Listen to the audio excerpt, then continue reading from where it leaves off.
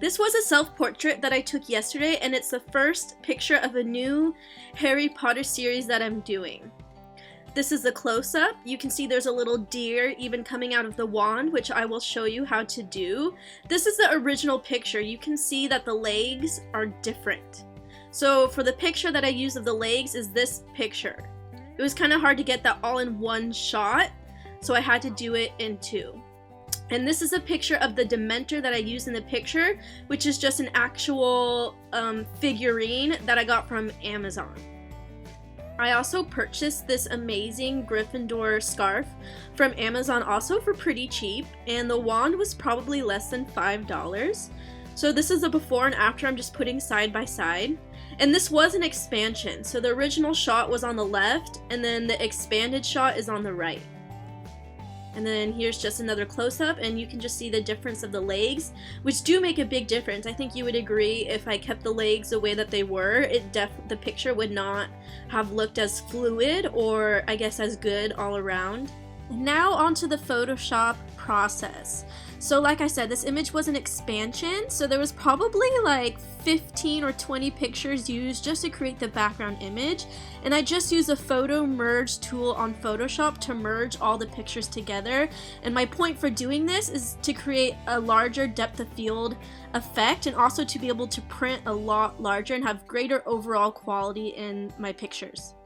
The photo merge tool on Photoshop does a really good job of blending pictures together, so I highly recommend it. Sometimes it leaves these little open white gaps in the picture because it kind of distorts everything as it pulls the pictures together. But that's not a problem. We just go and use the clone tool and just fill in those white gaps. Now that we're done with the panoramic background image, it's time to put my subject onto the picture itself. So here I'm placing on different legs onto my body. You can see that this picture was taken like maybe a few minutes after the original picture, so my legs look a lot more white, kind of dead looking to be honest, but that's okay because we have curves. So I'm going to brighten it up with curves and go to my red channel and pull the top of the line to the left, which adds those beautiful, wonderful red highlights and makes my body look alive again.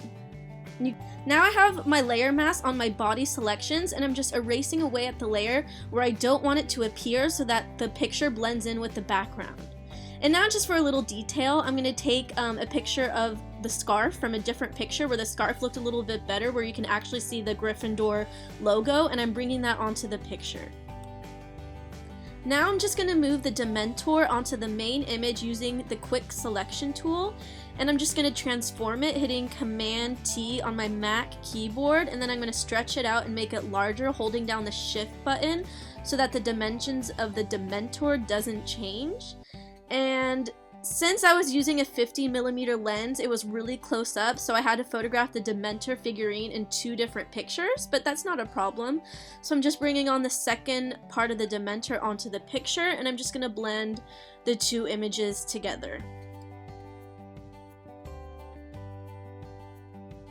Right now I'm using the lasso selection tool, and I'm selecting all the areas of the Dementor where I want to erase away from the background.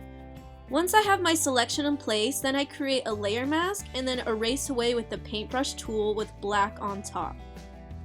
And now I have my curves. I'm going to bring up curves on the Dementor just because I think it looks a little black, and that was my problem. I didn't realize it would be such an issue to shoot with the trees behind me because the Dementor kind of gets lost in the image. It would have been, I think, a little bit better to shoot in an open space, even though I think this works as well.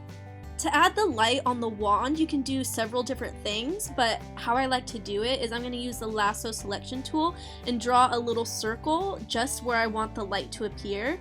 And then I'm going to go in with curves and bring the line up so that it gets super bright, and then bring the left side of the line up as well so that it softens. So it's a very soft white light. And then I'm going to go to my blue channel, and I'm going to make the light a little bit more blue by bringing the blue line up.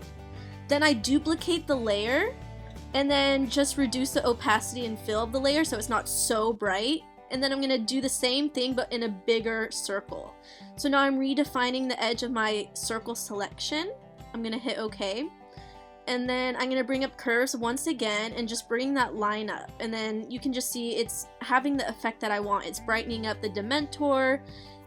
It's brightening up my hands. And I just think a blue light looks really good, so I'm going to go to the blue channel again and pull that line up so that everything becomes blue. And you can even see the Dementor's face and hand gets a little blue when I do that as well, which is good because you want that reflection, you want that little detail.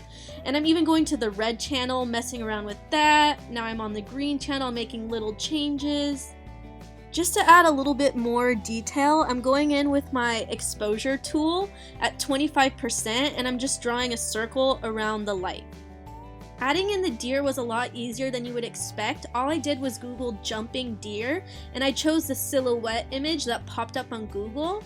And what I'm going to do is I'm going to bring that onto the main image, then I'm going to transform it and flip it horizontally, and then I'm going to invert the selection so that the black becomes the white and the white becomes the black, because we want obviously a white deer for this picture, so it makes sense, and it just makes a more realistic Expectro Petronius. So it's beautiful, I love it.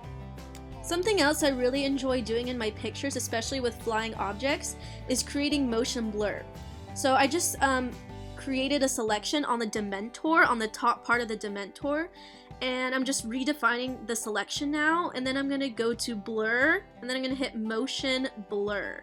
And you can kind of see that just makes the top of the Dementor actually look like he's flying a little bit. Since I created a background layer, now I have a layer mask, and I'm just erasing away at parts of the blur where I don't want it to show up. And now that I have the composite completely together in place, the last couple of steps to do, which does take a while, is to edit the colors, tones, curves, and textures of the image. So I'm just going to kind of fast forward most of this part, and you can just kind of watch along.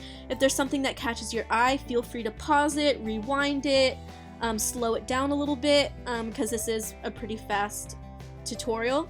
Normally at the end of my editing process, the last step I do is add vibrance and saturation to the overall picture, which I used to not really think about doing, but now it's like I can't live without it. So I didn't record the textures because I have that in every other YouTube tutorial I have online anyways. I don't want to be redundant with the textures, but they did make a big difference in softening up the picture and making the picture look a little bit more painterly-like. Normally I reduce the noise in my pictures, but I don't think I'm going to do that in this case. I don't think it's very necessary. I'm really happy with how this picture turned out. Like I said, it's only my first of the Harry Potter series, but I'll definitely be coming out with a lot more. And if you decide to make a picture based off this tutorial, please send it to me because I would love to see it. It would make me so happy. Anyways, thank you so much for joining me on this tutorial. I had a lot of fun making this video, so I hope you guys enjoyed watching this as much as I enjoyed making it, and I'll see you guys next time.